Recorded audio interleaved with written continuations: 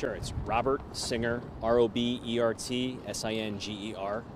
We were really overjoyed with the verdict today.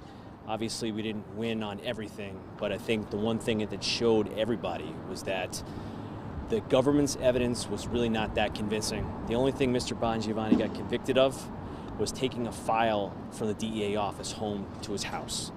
That's all the government's proof showed, and there was significant disagreement by the jurors over the remaining counts. And I think that calls into question whether this prosecution should be continued. Where do we go from here? We'll see.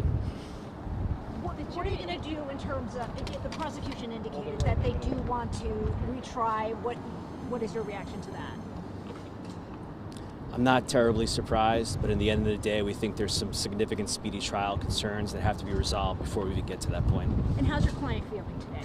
He's feeling very happy. The judge indicated that it did seem like an 11-to-1 situation for most of those other counts. Does that make a difference? Mr. Trippi indicated that it was an 11-to-1 situation. That is not the correct assessment of the situation. There was significant disagreement by multiple jurors about the counts, and it was not a one holdout person saying not guilty on certain things. There was a lot of disagreement in that room. Any plans to appeal the 2 counts that he was found guilty of? Possibly.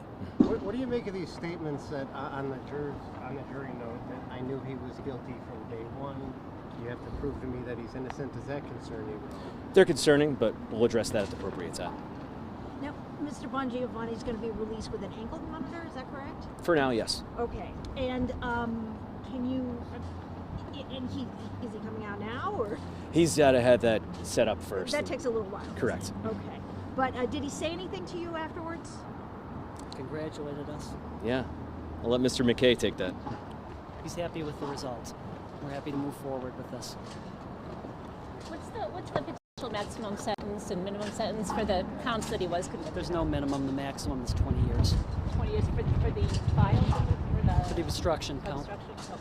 Thank you. And Thank what you. does this case say? You know, they haven't been able to use the word mafia, but this is written about that. Does this show that there's no mafia here? I don't think any mafia has been proven in this case whatsoever. I think it's a myth. And the only reason why it was brought up in this case was to make sure that the government tried to secure a conviction. That's all. Thank you. Thank you.